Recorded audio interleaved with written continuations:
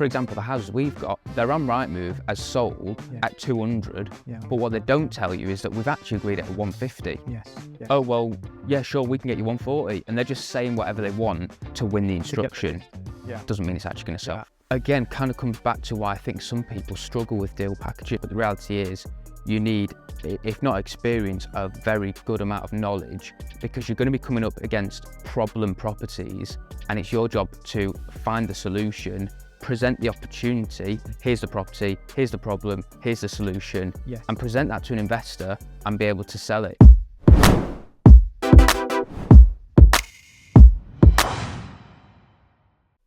Jack, at 25 years old, how do you go and find property and source on somebody else and make 25 grand out of a single house? Okay. So when I started in sourcing deals, the first thing I was doing was looking at return on investment, the ROI, if you buy something based on the rent, how much money are you going to make? And then the more I got into it, the more I realized that if you get something discounted in the first place, you can charge a premium. So depending on how much you get a property discounted, will then determine how much you can charge for that deal. So there was this one deal that we had. There was a house. It was a direct to vendor property lead. The vendor was based in Ipswich. The house was in Ipswich as well. I'm Manchester, and so you never went to see it. No, it was so far away. I was like, I'm not going to drive over to see this. I said, just send me pictures on WhatsApp. It was really informal. But I said to him, he came in through a Facebook lead. So it was direct to the seller, just gave him a call. We had the conversation. He wanted to sell. The house was probably about worth 250, 260 in its current condition. It was in a bad way. The guy had moved out. He wanted rid of it. It was costing him every month. I think he'd inherited it. Right. So it was a probate property. And he just saw that as a liability. He could not get past the fact that this was just sucking money out of his bank account every month. And it was just a huge risk to him. So he wanted it gone. We did a bit of negotiation all over the phone based off the pictures that he sent me. And I managed to get it agreed at 200,000. Okay. Now, I put it out to my investors because I knew it was worth quite a bit more. I put it out to my investors. What we did was we put it out at 225, with no sourcing fee. So we said, buy this property, £225,000, and then people started getting in touch. We had conversations, and I found a buyer for it. Now, what we did with the seller, because of the significant discount and because we were direct to them, we were able to get an option agreement signed. So where we had the option to purchase it, and he had the obligation to sell. And so what we did was we got in touch with the buyer who was interested. He really wanted to move forward with it. He wanted to buy something that he could flip. So what we said to him was, look, it's not actually 225,000, but you're a cash buyer, and it will work out the same. Yes. So we want to charge £25,000 as a fee. And what we'll do is the option agreement was called an assignable contract, which you'll know about that. So essentially, what they had to do was the buyer paid us £25,000. Right. We then made that contract. We assigned it to them, so they then had the option agreement to buy it at £200,000. Yeah. It's really interesting, and I love the creativity, because I think we were just talking off camera earlier. You can make money in any market in property at any time, as long as you're prepared to be open and creative about how to approach a market. So I tend to think of those type of deals as like an assisted sale, where you're kind of helping the seller shift it on, and you're making a massive fee for your effort, and you're resolving a problem. You're adding enormous amount of value in terms of coming up with a solution to do that. So how long have you been sourcing property now? How long have you been out looking for deals? So I've been out looking for deals for about 4 years. Okay. Actively sourcing for about between 2.5, 3 years. Yeah. Sourcing for people. The first 6 months of sourcing deals was for one person. Okay. I kind of stumbled into deal sourcing by looking for my own deals. Yeah. And I came across a buyer that was ready to buy, had cash, ready to purchase, and so I started looking for properties for him. So I was I think I'd done 2 flips at that point. I think I'd flipped 2 houses, very traditional, buy it, renovate it, Okay. fairly cosmetic, and then just sell it. I'd done 2 of those, and I was in the middle of another one. All my capital was tied up, and a deal came across my desk, and a Facebook lead came in. I contacted them, managed to get it down to, it was a house in Runcorn, a 3-bedroom terraced house in Runcorn. It was pretty run down, and I got it agreed at 72,000, I think it was, £72,000. And I thought it was worth about 90 to 100. Okay. I was like, I don't think it's worth more than that. So I didn't see it as a massively, it is discounted, but for me, what I was looking for was even heavier discounts than that. And all my money was tied up. So I thought, you know what, I'll just leave it. And I had it plenty of times before that where I was looking for deals, but money was tied up. Opportunities would come my way, and I just had to say, no, I'm just going to have to walk away from the deal. And someone said to me one time, you just need to learn to source deals. You can't leave money on the table. At least make a few grand out of deals and opportunities that you're not going to buy yourself. And I just didn't believe him. I was just like, I can't see how people would pay thousands of pounds for this service. I just don't understand it. And Rightmove exists, right? Well, yeah. Go and find what they want. Yeah, surely there's houses out there. People could just go and find it. Why would they pay me thousands of pounds to do it? I just was so skeptical about it. And then the Facebook ads were working. I had this property agreed in Runcorn, £70,000, nothing, no money to buy it. I didn't know what to do. And somebody reached out to me, and I'd never met them before, but they reached out to me off the back of the same ad. Right. And they said, hey, Jack, I think their words were, hey, Jack, you can't buy all the houses in the country, but I can. I was like, that got your attention. Yeah, well, it got my attention, but I was also like, you are so arrogant. I don't know what you want, but I don't want anything to do with you. And I got that message, and he said, if you get anything that you don't want, send it my way, and I'll pay you a fee. Right. And I thought, no, I'm all right. A couple of weeks went by, nothing was going on with this house. And I thought, you know what? I'm going to have to walk away from this deal. So worst case scenario, I walk away, which I'm going to do anyway, and lose money. Or not lose money, not make money. And so I just thought, go on, I'll send it to this guy, see what he says. I sent him the address, sent him the photos that I took, and I sent him how much I got it agreed at. And he said, yeah, I'll take it. Right. He said, how much do you want to get paid? And at the time I was like, I think people get paid like 2 or 3 grand for this type of thing. I thought, what's the most amount of money I can just squeeze out of this guy? I was like, what about 5K? Yeah.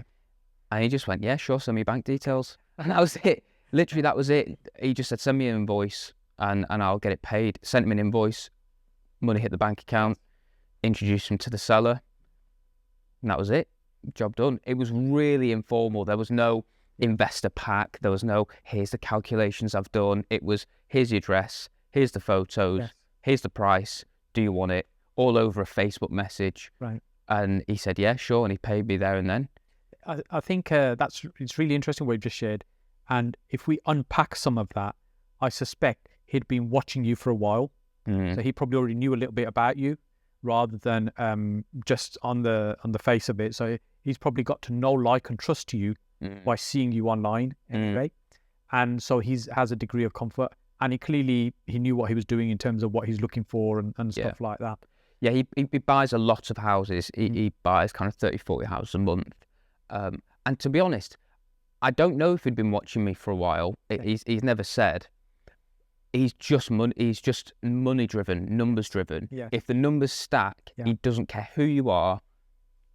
If it makes sense, he'll do it. Yes. And that's what I realised. I started thinking, okay, actually, I don't need to have a wealth of experience. Actually, an opportunity is an opportunity no matter who presents it. Yeah. And so if you have an experienced investor, they will know if they want it or not. Yes. And so that's what you don't have to try and sell it to them. Yeah, there's no kind of, oh yeah, here's my investor pack. Here's, we'll sometimes, with our business now, we do investor packs and things like that, but that's usually for less experienced investors to feel a bit more comfortable.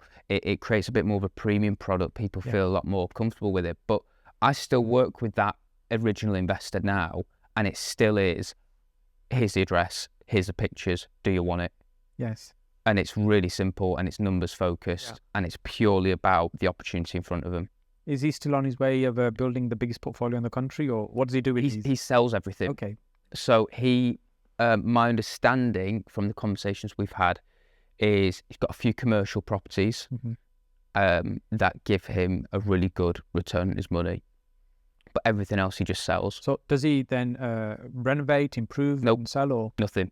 He will buy something. Okay. So this is where this story gets really interesting. So the house in Runcorn, he agreed to buy it 72,000, paid me 5. So let's say plus all stamp and legals, he's in about 80, maybe just a bit over 80. He then put it to auction. Okay. About 2 weeks later. Right. And it sold for £127,000. Oh, wow. So I was like, oh man, suddenly £5,000 doesn't sound like a lot of money, but that's what he does. He's a trader. He's a trader. He will buy something typically off market, significantly below market value, and then sell it at an auction to somebody else, still below market value. Yeah. And so I worked for him for about 6 months, not officially, but he was the only buyer I really wanted. Yeah. If I was looking for below market value and something didn't work for me, I'd pass it over to him. Yeah. He would assess it, see if he wanted to buy it, but he would just buy things and then send them to auction. And his philosophy is he just wants to buy and sell as much as possible.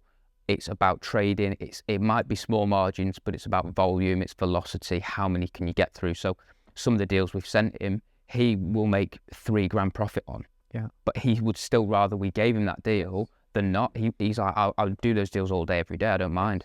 Because for him, it's about getting as many over the line as possible, because every now and then there's a few properties that'll do 30, 40, 50, 60 grand profit for him. I think the thing that's super interesting about the strategy or the methodology about going out finding property deals is it's all about the value, and as you started the conversation earlier, and what that value means to somebody and what they're prepared to pay for it. So the fact, just using that Runcorn house as an example, the seller sold to you because there was certain value in that transaction for them. Yeah. And that value wasn't necessarily the highest price. You then sold to somebody else and they saw value for them and they paid you a fee, which you were happy with. They then sold to somebody else who again saw value in the deal. So it's all about... He's probably going to renovate it and sell it to somebody else. Absolutely. Yeah, yeah. So there's the thing with this business is if you're out there finding stuff all the time, you're going to constantly have a demand for property. And I say that the analogy I tend to use is you're selling £20 notes for £10. Yes. Yeah. Why are you ever going to struggle to sell £20 notes for £10? You're never going to struggle. Yeah. You'll always find somebody that'll pay you as long as you can bring enough value to the table. Yeah. And I've had people say to me, I've told that story, the original story that I said about the house in Ipswich, we charged £25,000 for it. I've had people turn around to me and say, you never went to the house. You never did anything. All you did was a few conversations, bit of negotiation, and you sent them a DocuSign contract to sign. Yeah. How is that valuable to me? How is it fair to charge that kind of price?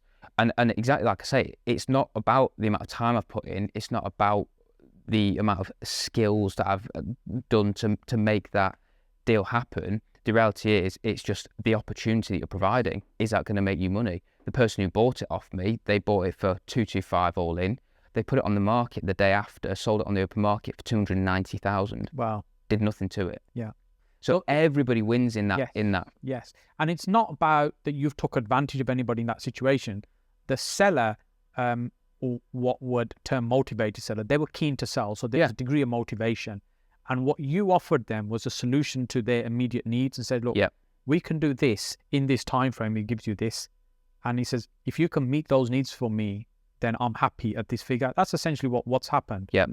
So over the last 4 years that you've been involved in finding deals, sourcing property in this world, the property market has gone through a period of very buoyant prices rising fairly sharply.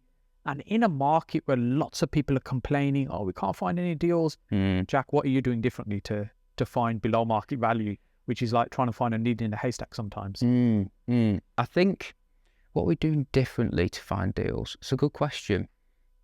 because I feel like what we're doing is or you're doing what other people don't do and not willing to do. Yeah, we just carry on. So in fact, I'll tell you one shift that we've made in our business, and I haven't actually shared this much on social media, but we were doing Facebook ads. Like I've said a couple of times, a couple of those leads that we got were from Facebook ads. We still run those. They still work. However, they work less effectively now than they did last year or the year before.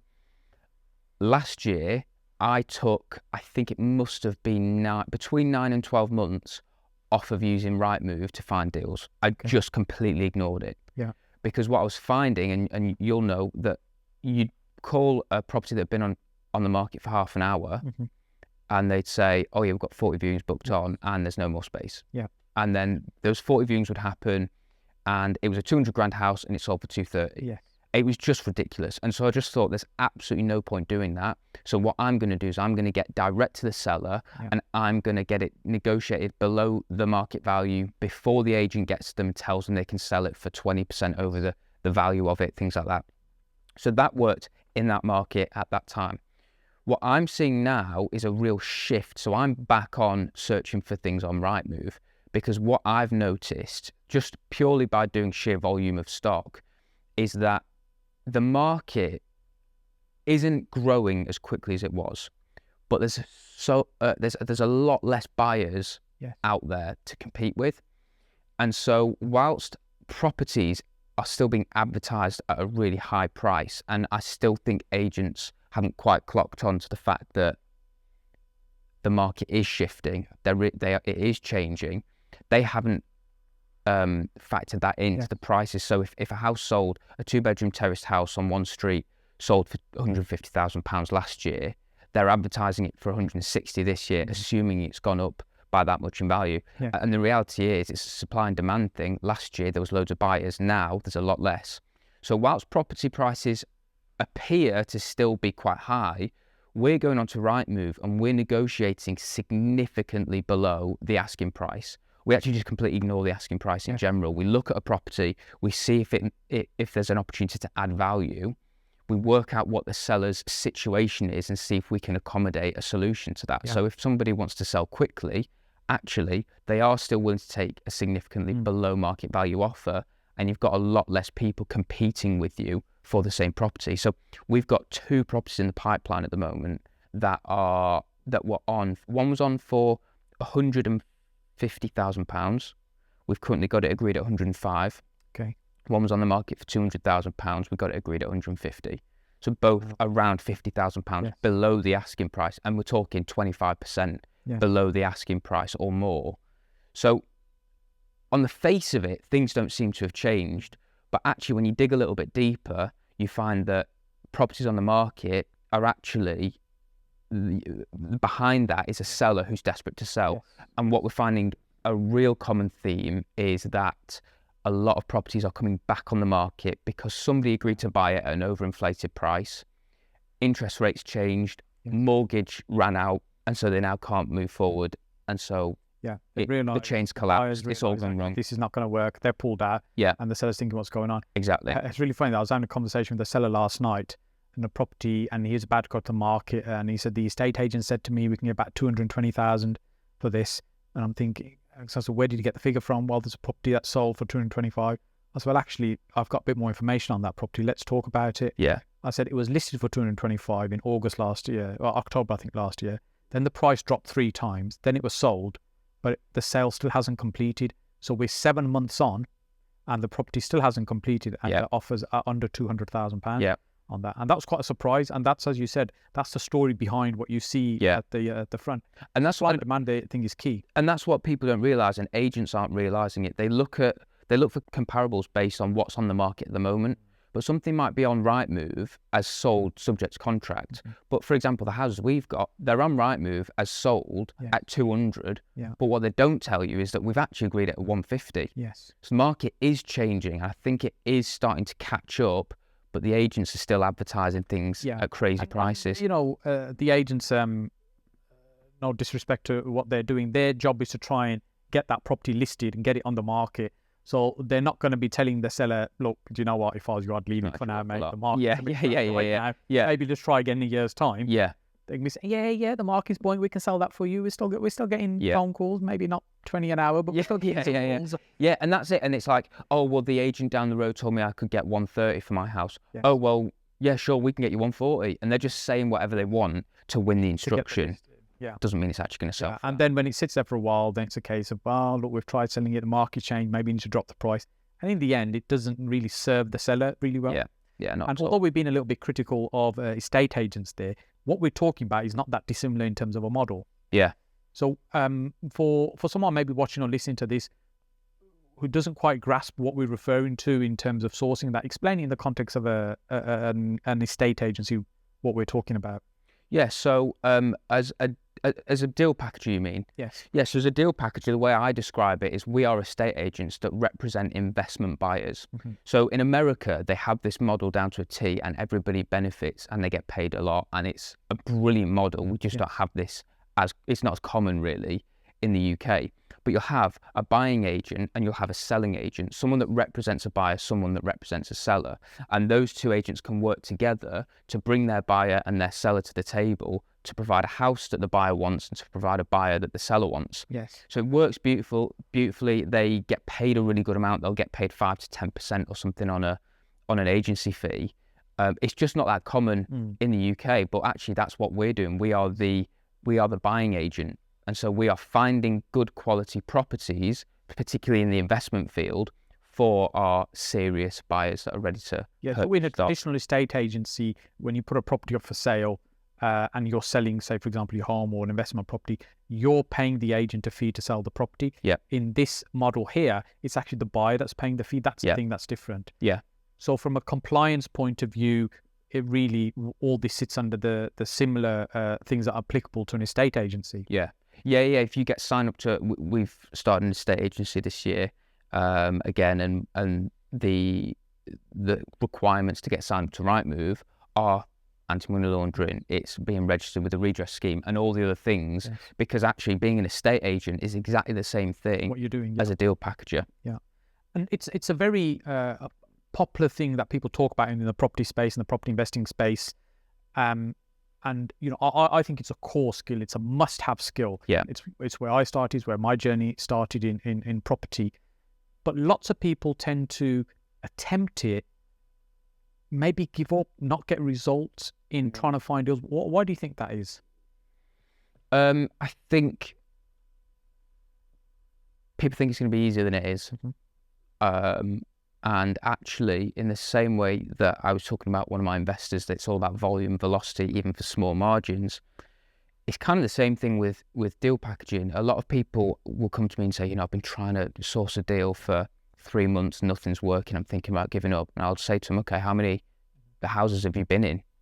Well, not that many. Yeah. Okay, how many agents have you called?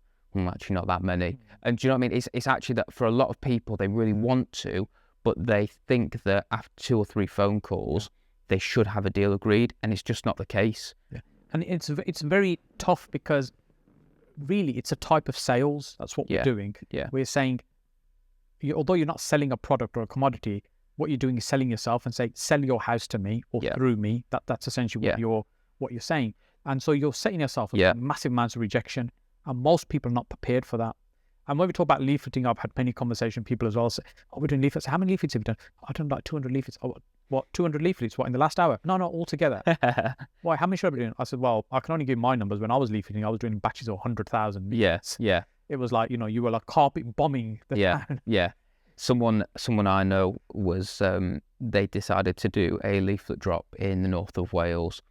And for some reason, they thought they would just do a leaflet that was basically, it looked like a wad of cash. Okay. And it said cash offer for your house. But they did 100,000 leaflets. Right. And the response rate was incredible. Right. But it was everyone calling up saying, what, it was a free cash offer they put, free cash offer. And they were thinking, do we get free cash? What is this? What is this? It didn't go down that well. But yeah, it's about volume. It's about doing not just a couple of hundred and seeing how it goes. It's thousands, and it costs money, and so that puts people off investing into something to then make a return. Actually, it's the same thing with deal sourcing. Actually, if you're going to invest in Facebook ads, Google ads, leaflets, letters, whatever it is, you have to put money in to get money out. I think one of the other things as well that people don't realise when it comes to deal packaging and being successful in it is actually the buying side of it. And so, yeah, it's one thing to go out and find a deal.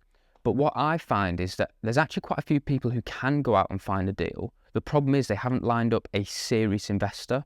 Yes. So I often talk about when you're getting your investors, making sure they are serious investors. So I qualify my investors very seriously and make sure that they are experienced, because what I don't want to do is to get, especially for people who do what's called bespoke sourcing, where they say to an investor, I could say to you, Saj, what kind of property are you after? You say to me, 6-bedroom HMO in Birmingham. Okay, great. I'm going to go out and find it. I go out, find it, spend a load of money, spend a load of time, look at it, bring you a 6-bed HMO, and you go, I don't like the colour of the front door. Yeah, I don't like that. It's actually not the area of Birmingham I was talking about. So they haven't, it's the expectation and the alignment and actually just how serious the investor is. And so if you can get a serious investor, and to be honest, I prefer to work with experienced investors just from be a smoother process. So they know what they're doing. Yeah, they're not tire kicking going on. Yeah, exactly. So it's about it's about putting the work in, investing in, finding the best deals. But it's also about being willing to walk away from investors that might say, I've got £500,000, but actually they're not willing to part with a penny of it. They're just dreaming. Yes. There's so many different phases, really, although we're kind of jumped around in terms of the conversation. And the idea of finding property, you've got to think about where geographically you're going to do that. That might be locally where you live. It could be around the country. It could be like, for example, around the north, as you said, your area. And then what type of property you're looking for. Is it anything or everything? Or is it a certain type of property looking for? For example, we touched on it could be HMOs, or your core thing has been below market value. And if it's below market value, you're probably less concerned about the building because the strategy is it needs to be discounting it. Yeah. It doesn't matter what it is, as long as there's some big chunky discount in it. And if you, for example, you're looking for, say, service accommodation or rent to rent, whatever it is, you need to be clear what it is you're looking for to go out for it. Then it's a lead generation machine. Yeah. Then it's right, how do we get all these leads in? As you mentioned, with Facebook ads, Google ads, leaflets, whatever method you're using to get the leads in. Yeah. You need to have a filter that you can filter them through very quickly and say, well, actually, this doesn't fit. Oh, that one's interesting. Let's have a conversation, explore that one. Yeah. And then that's just the beginning, because there's still massive amounts of rejection. So when we talk about doing thousands and thousands of leaflets, because the message will appeal to only a tiny, tiny percentage, not for most people. Most people are not interested in that. And I think that can put a lot of people off. And as you said, there's so much after that as well, because once let's say you've agreed something, you now need to find a buyer. The buyer needs to be serious, want to do it, and you've got to see all the way to completion. So in your experience, what part of the process do you see is the most painful? Most painful part of the process? I think that people don't realise during the sales progression, so offer's been accepted, yes, buyer's in place, and so we've instructed solicitors and we're going through the conveyancing process, the legal process of actually buying it before completing. The most painful bit is when things pop up that you can't find, or if a seller pulls out or a buyer pulls out. That's the most painful bit, because the reality is we try and keep above the national average, and we do. However, the national average, I think, is about 34%. Yeah, about 1 in 3. Yeah, 1 in 3 of properties that get agreed actually don't end up completing. Yes. So it's interesting. I'm 100% with you on that. So at the point the deal's agreed for someone to buy it, most people are out celebrating, but actually that's where the work begins. Yeah, you need to make sure you've got to nurture it through to the end, because sometimes you've got the seller involved, the seller's solicitor, the seller's agent. Well, you're involved. You've got buyer's agent, possibly, or broker, surveyor. There's just so many people involved in that process, so many things that can go wrong. And it's keeping your eye on the ball. And as you just shared as well, it's not uncommon for 1 in 3 sales that have been agreed to kind of fall out of bed. Yeah, yeah. In a market like this. Yeah, definitely. We've got somebody on our team who that is their primary role, is to basically, something gets agreed, don't let this not complete, find creative solutions to get this over the line. Because actually, with a lot of our deals, we get paid in different ways, but sometimes we'll do kind of 50% upon the offer being accepted, and then 50% on completion. Sometimes we'll do 100% upfront, sometimes we do 100% on completion. But regardless of when you get paid, we don't spend any of that money. We assume we've not got that money until the keys are in the investor's hands. It's the result that essentially you're getting paid for. Exactly. So you've got to make sure it gets that result. And if you don't deliver on the result, you don't get paid. And so it's all well and good finding a house, finding a buyer, but that's just 2/3 of the equation. Yes. So it sounds like discounted property, below market value property is your thing. And a little birdie told me that you secured not one, but 2 deals where you've got £160,000 discount off each property. Yeah. Tell me a bit more about that. Yeah, so it was a really interesting situation. And there is a reason why we were able to get such a big discount. But the properties themselves were really close to where I live. And I know the area really, really well. And it was a pair of 3-bedroom terraced houses. Really, really sought after area. They are worth about, once they were done up and renovated, and they both needed about 20 grand spending on them. Okay. It's not massive. Each. No, just quite cosmetic, a bit of a cosmetic uplift. They would have been worth about 360. In the current condition, probably 320, that kind of thing. We got them agreed at £160,000, so 50% discounted for both of them. Now, the reason that is, though, is because they had protected tenants in. Okay, yeah.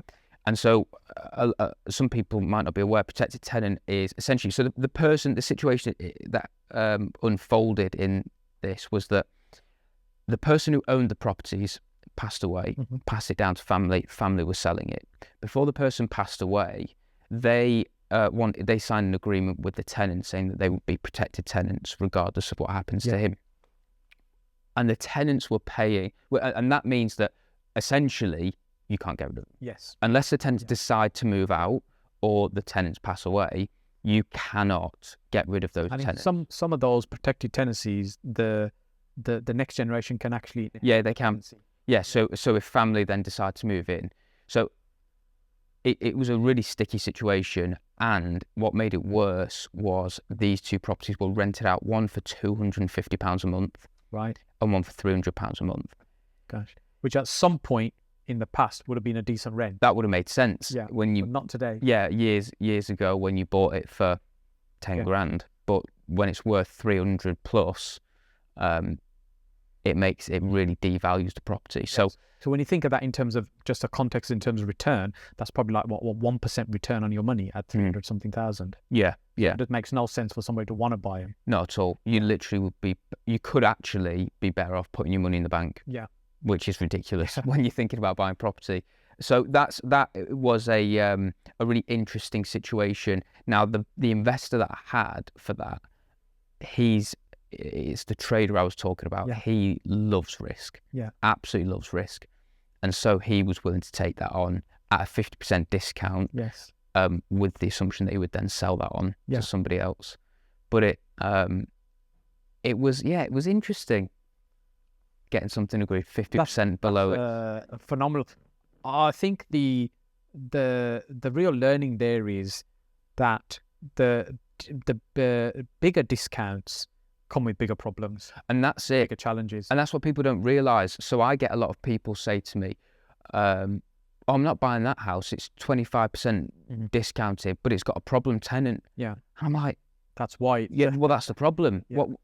There's going to be a problem. Yeah. You can't get. It's highly unlikely. It's very rare you get a pristine property, vacant possession that is beautiful, and you get it significantly discounted. It just doesn't happen. But the business of property is about resolving problems, and so when looking for problematic properties or problematic situations that a seller might be in, because they could be in financial difficulty or something, so it's still a problem that you're resolving for them. I said the thing that's really important is thinking about how can you fix that problem. Yeah. And is it a fixable problem? So, for example, if let's say there's a mine shaft at the end of the garden, well, you can't fix that. You can't fill it. So that problem's always going to be there. But it doesn't mean that the property's worthless. Yeah. It's still of value to somebody. Yeah. What that's worth to somebody, what they're prepared to pay to somebody might be different. Yeah. So in this situation of the tenants that's there, now it's very probable that you could probably lace the tenant's palm with a significant amount of money to move on. Yeah. To go and set up their life. And completely legally, nothing for them to relinquish their tenancy. And for example, they benefit from paying 300 quid rent a month. They're probably modest means and stuff. So if you put 50 grand in their hand to give up their tenancy, I suspect they'd give it up. They'd probably take it. And then you've got a property that's still... And you've still got 100 grand in it. Yeah. So there's a solution. And that's what many people, I guess, don't look beyond. And what you're doing is looking for problems. And so, okay, there's a problem here. If we can get this cheaper, somebody will pay for this. Yeah. And that's, again, kind of comes back to why I think some people struggle with deal packaging, because they think it's a way to get into property without any experience. But the reality is you need, if not experience, a very good amount of knowledge, because you're going to be coming up against problem properties, and it's your job to find the solution, present the opportunity. Here's the property, here's the problem, here's the solution, and present that to an investor and be able to sell it. If you can't come up with the solution, all you're doing is bringing a problem property to an investor and hoping they are able to come up with the solution themselves. Yes, it's like looking at Rightmove and say, well, I found a house here for sale. Or I think there's 3 bedrooms and 2 reception rooms. I think you turn that to 4-bedroom HMO. Send you the link and say £5,000, please. Yeah. But why is somebody going to pay you for that? You haven't brought any value to the table. Exactly. So what else are you working on? You spent a lot of time talking about finding deals, sourcing deals, packaging. And what else are you working on at the moment? So I've got a few different businesses. So we've got the deal packaging business. I've got an estate agency. I've got a training business. And I'm also this year, we buy and sell houses, but this year I'm looking to buy and hold. So build up a portfolio for myself. So those are kind of the 4 things I'm concentrating on. So I love that, because that's, to me, that's a typical entrepreneur. You've got lots of things going on. But a disciplined entrepreneur, because they're all connected and related to each other. Yeah, they all work together. Each other. Yeah. That for me is so important as well. Yeah, I think what I've done is I started by buying a house, renovating it, selling it. That's all I did. And then I stumbled into, hey, I've found a property, I can't buy it, I've got a buyer, here you go, why don't you have this, make some extra money? Great, stumbled into that. And then doing that, I've gone, right, okay, how can I work with more people, educate them to make money, educate them to do what I'm doing, and work with me so that we can all benefit and make more money? I know, I'll set up a training business. And do you know what I mean? It all kind of works together. We've got the estate agency. So if we get any direct to seller leads and they're not willing to take a discount, hey, well, we've got an estate agency. It through there. Exactly. So it's all about working together and having different, to be honest, it's all about finding different entry points for leads, lead generation from different businesses, but also different exit opportunities and exit strategies for a seller. So not many people can say, not many deal packages could say to a seller, look, you've got a house worth 150,000. We've got an investor that could buy that, but it would have to be for about 125. However, if that doesn't work for you, we can actually get it sold for 150. It just may take longer, and we can put that on the open market with our expert estate agency team. Not many people can come at it. It's an holistic service, Exactly. And earlier we talked about going to the seller before the estate agent is getting to them to have that conversation. And when we talk about sourcing deals direct from the sellers, we really are competing with the estate agent. That's our competitor. And when you're turning up like that, saying, well, I can offer you both, then you're much more likely to win the business. It's a really simple sales strategy. I've discovered it when I was doing a lot of discounted property. So what I used to do before the estate agency was I'd go to a seller and go with the 2-option approach. Because what you don't want to do is, here's my offer, yes or no. You don't want them to say yes or no. You want them to say this or that, okay? It's just a simple sales strategy. So what I used to do was I would call a seller and I'd say to them, look, I can buy your property. I can buy it cash. I will be the buyer. We'll move quickly. We can probably get it tied up within 7 to 14 days. We're able to move incredibly fast, but it would be at price X. The other option is we could get this done and tied up within 4 to 8 weeks, but that would be with one of our investment buyers at price Y. Which one sounds better to you? Okay. And they go, oh, I like the sound of that one. Fantastic. Let's move forward. It's not a, here it is, yes or no. It's this one or this. And now we're able to do that, but offer 2, in my opinion, even better options. Do you want it at market value, but it will take longer to sell, or discounted, and we can get it done really quickly for you? As you also touched on earlier on, it costs money to do lead generation. And one of the things we really should be doing in this business is when we're generating these leads, we're picking out something that's a potential deal, we're selling them on for a fee, but we're then picking out something that's an outstanding deal for ourselves. Yeah, exactly. And so the stuff that's being sold on, yes, it brings an income, but then it pays for the continuous marketing as well. So then you can afford to spend more. And what the things that I struggled with when I started sourcing deals like 17 years ago, it is, how do you find the money to do the marketing? How do you pay for the leaflets and stuff? And then as deals start coming through, you think, actually, I've got a bit of money here. I can put that money back in to do more marketing to generate more leads. But that's where you are very entrepreneurial in the way that you think, and you're also long-term focused, medium to long-term in that situation. Because and again, reeling it back to why a lot of people struggle in deal packaging, and I see it all the time, is someone goes out and finds a deal and they go, great, I've got a deal, get it into legals, let's get this over the line. They stop looking for properties.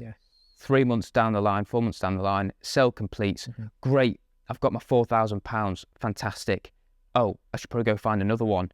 And then it takes another 4 months for that one to go through, and it takes too long. And also when they get paid, they're not willing to reinvest that back into the business. Whereas if you are willing to reinvest it into advertising of some kind of direct marketing, or social media, building a brand, creating a YouTube channel, Instagram page, whatever it is, reinvesting into your business is what will make your business grow. However, a lot of people think of these things as quick, instant cash, get paid, job done. That's, the £4,000 I've made, that's my salary.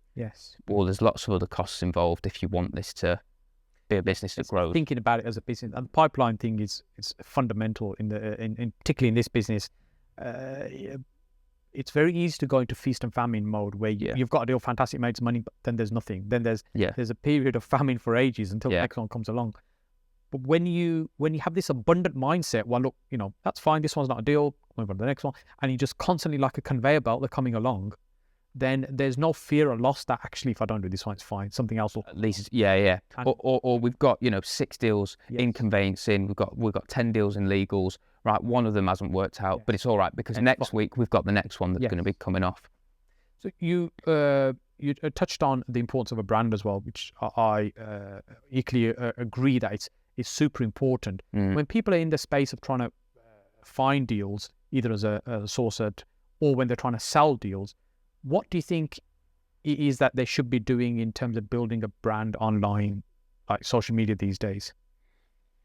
From a investor perspective, so from both sides, so like from so someone getting into the business of finding deals to sell on, they're wearing two hats. They're wearing the hat of, I'm out there finding deals, talking to sellers, so their conversations are with sellers. Then on the other hand, their conversations are with buyers, so they're kind of like wearing two hats. Yeah, and that's one of the things that I've struggled with my business, is that I started a YouTube channel, started documenting my journey, documenting things I was learning. It's very much investor focused. So for me, my problem has never been investors. So as soon as I started to turn this into a business, I was creating content online, building up a list of investors. So when we send something out, we don't really, if we send it out, we send it out because we know it's going to sell. Because our investors, that's never been a problem. It's been the lead generation and the deals that have been, right, so we've invested in a brand over here, but now that doesn't leave much space for reaching out to sellers. Because it's very difficult for someone, if like me, I talk about, here's how to secure something below market value. To then go to someone and say, hey, I want to buy your house, they come and see my brand, see what I talk about, and like, wait, he's advising people how to get really discounted properties. He's probably just going to come and offer a really low price for me. So it's quite a difficult balance to strike. I would say to people to create a couple of brands and your business. So I have a seller-focused brand that is all about helping people. Buy houses. We buy houses. Here's how you sell your house quickly. Here's 5 cheap ways to increase the value of your house. Creating content like that on social media, but through the lens of that particular brand. I've also got my investor, the property network, the company that people can go and they buy into in that sense, where they sign to our mailing list and we talk about how to get good deals and how to calculate your return on investment and things like that. So there could be investors to buy deals. They could be people looking to learn, kind of for training, people in the networking. They all kind of fall into that camp there then. Yeah, so I've got the two there, and then within that I've got my personal brand that feeds into both at different times. And that's the way I would do it. But in terms of someone getting started and starting to build up their own content, generate their own leads, I would say that right now you do really well to set up a social media platform, social media page that is targeting sellers, because I don't think many people do it. I think there's a lot of estate agents that do it, but they don't do it very well.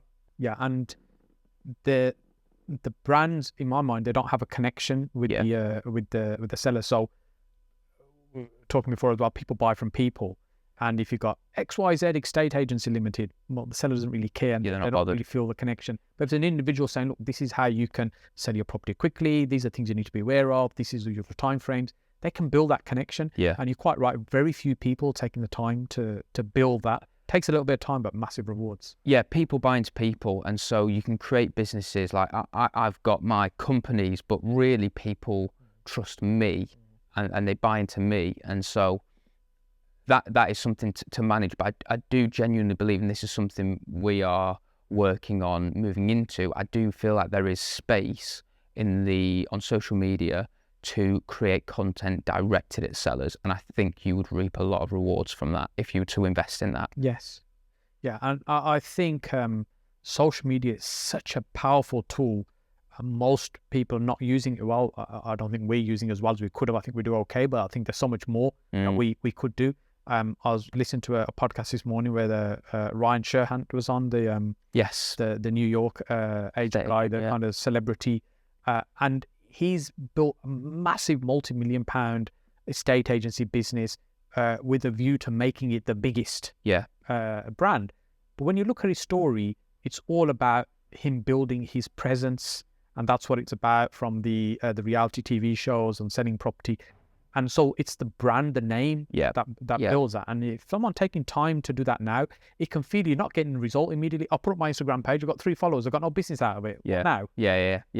Do you know what's really interesting? I use Selling Sunset. Have you heard of that show on Netflix? I use that as an example because I often say it's just about getting eyeballs on your business. And the reality is, if you've ever seen that show, my wife loves it, and I've watched a couple of episodes. I don't look at them and go, if I was going to sell my house, I'd definitely sell with them, because they are the most experienced, most professional. Like, the whole point is that they're a bit catty. Yeah, it's entertainment. However, I guarantee that show alone will generate that whole business more leads and more sales than anything else. 100%. Because they're getting eyeballs on the business. Audience. Yeah, absolutely. And Jack, we've mentioned the estate agency that you have, and clearly that supports the deal finding part of the business. But other than that, is there any reason that you've got the agency? I mean, it's not really an exciting model, as we talked about, compared to many other places around the world where estate agency is much more lucrative. Yeah, no, definitely. I think there's 2 reasons why we do it. One is that it's a profitable business that can generate leads, exactly like you say. And actually, I know that there's a lot of people out there who will try and do deal packaging and they just try their best to generate leads, and they do Facebook ads, Google ads, whatever. However, one of the best ways I personally think you can generate leads is by creating a business. So for us, that's the estate agency. One of my coaching clients, he has set up a end of tenancy cleaning business. So the idea being that he set this up about 3 weeks ago, and he's only cleaned about 20 houses. And so the point isn't he's going to become this multi-millionaire, billionaire cleaning conglomerate company. The point is he's getting into people's houses and it's not costing him anything. So he's able to get into a property at the end of a tenancy, give it a nice little clean, and then speak to the seller. Hey, by the way, have you ever thought about selling? Because we'd be really interested in buying the property off you. So he's set up a company just to generate leads, and it just so happens that every time they clean a house, they make £100 or something like that. So it pays for itself, it pays them something, but the key is that it generates direct to seller leads. And that's kind of what it is for us. The HomeSpot is the name of the estate agency. we did it for a couple of reasons. Me and a business partner of mine. One is to generate the leads, but two is because we do believe there is a way of generating a good amount of revenue through the estate agency. The sales side. Yeah, exactly. And ultimately, an opportunity fell into our laps. We had somebody who was incredibly experienced, connect with us through social media and through kind of previous deals we'd done. And they were really keen to get started building up an estate agency. Well. So they've come in, they are kind of the operator of the business. We own it, we input as much as we can, but they operate the business. And that's why it was beneficial. It's quite, it's not massively hands-off at the moment, but the point being in a year or two's time, it will be very hands-off. And like you say, we get to cherry pick those deals. Now, I think there are estate agencies. I think Purple Bricks have just sold for £1. They have, yeah. To Strike. Yeah, the smaller competitor. Yeah, exactly. So, because I've used Purple Bricks before, I'll be honest, it was a horrendous experience. This was 2 or 3 years ago. But I think the difficulty with that business model is you're just trying to be as cheap as possible, and you're just trying to cut as many costs as possible.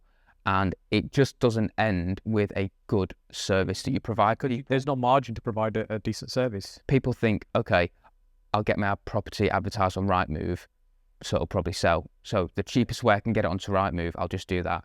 But the reality is there's a lot more to selling a property. And in all fairness, when the market's really strong and buoyant, it's great. It doesn't need, without being too disrespectful of the agent, it doesn't need a great agent to sell the house. Yeah. What it needs is a for sale sign outside. Yeah. And it could say anything, agency underneath, and the property will sell because the demand is there, it's priced right, it's in a great location. But when the market's starting to change like it's now, it's slower, it's taking longer to sell property, then this is where the agent has to be skilled to be able to find the deals, get them listed, negotiate the sales, see them all the way to completion. Yeah. There's much more work involved. 100%. 100%. And I think as well, one of the reasons we started it was as an additional exit strategy. It just makes more sense if we're going to be flipping houses, if we're going to be doing creative strategies to offload properties, if we have being able to sell it on Rightmove, on Zoopla, getting an estate agency essentially to sell our properties, it gives us and all of our clients, all of our investors, a really good exit on our deals. So it felt like, a bit like you were saying before, it kind of ties in really well with our other businesses. So the people who are my coaching clients, they can use it and they can refer people on to sell the property. Our deal packaging business, if we find something that somebody's not willing to take a discount on, we can offload it through the estate agency. Or if someone buys something, renovates it, and then wants to sell, we get paid a sourcing fee for finding the opportunity, but then they come back to us for the sales side. So it just fitted in really nicely with our other businesses, and the opportunity was there, so we just went for it. How do you see the markets now going to pan out then over the next couple of years or so, 2-3 years? Where do you see it going, and where do you see the opportunity? Where do I see it going? I can't see it staying the way it is. I think there needs to be a correction. To what degree that's going to be, I've got no idea. I'm not experienced. I wasn't investing in property back in 2008 or in 1998 or when the previous crashes were. And so I haven't been through it. I've studied it, I've looked into it, but I haven't journeyed through that process myself. However, I do believe there is a correction that started to happen, and it's to what it's basically how long will this correction last as to how far the market will dip. Because if it stops in 6 months' time, that'll be different if it stops in 2 years' time. So it just depends on where things are going. I think right now the big opportunities are, and this is if you're willing to take on the risk of bigger problems, is tired landlords, interest rates gone through the roof. They're suddenly, the £50 a month they were making profit, on their pretty badly run landlord portfolios, now are losing the money every month. I know one landlord that had a portfolio that was making them £40,000 per month in profit. They're now losing £15,000 a month. Wow. They're paying £15,000 a month just to own the assets. Yeah. So they want to offload as quickly as possible. The people that take that on have to have the appetite for risk to take that on and deal with whatever the consequences are. Repurpose it, have a different financing model, do something different that's already been happening to find a solution to that. I agree. I think there's there already is lots of landlords in in a situation where they're reflecting on, actually, do I even want to be in this business? Yeah. And you got the renters reform bill going through now. It's still in the early stages and stuff, but there's more stuff that's not in landlord's favor. Yeah. More and more is being pushed over to the tenant, making it less interesting to be a landlord as well. So I think we're certainly in for some interesting times. Yeah, I agree. It's just, it feels like the way the government are going is they just don't want people to buy privately rented properties. And I don't really understand why, because as time goes on, less and less people are able to afford to get onto the housing ladder. So we need more rental properties. So why would you decentivize people to get them? It confuses me, but I think that's going to come to a head at some point, and that's got to cause that there's going to have to be some kind of a correction there, because otherwise I think the rental market, the private rented sector as a whole, is just going to be a mess. Yeah. But, hey, there's the interesting thing is that in property, you can make money in any market. You just have to be open to, okay, what's going on right now? Where's the opportunity? And there's very rarely a time when you can't make money from property if you've got an open mind. And that's it. And I think what I've seen from all your videos and from the conversations we've had, that's something that you do really well. It's something I've tried to learn, and it's something that I've studied different people. I've watched a lot of your videos and taken a lot of the advice you've given and tried to implement that into my own businesses. And it is that, it's, are you willing to find and get creative to find the right solution? And if you can be resourceful in that sense and find solutions, I think you'll be a very valuable asset and have a very valuable business over the coming 2-3 years. Yeah. You've got a great YouTube channel as well. What's the best way for people to reach out and connect with you? People can watch the YouTube channel, Jack Smith. Probably just find that if you type that in on YouTube, or if you want to connect on Instagram, Jack David Smith. If you want to actually reach out personally, then that would be great. Excellent. Jack, thank you so much. It's such a pleasure to have you on. Great to be here. Thanks, Saj.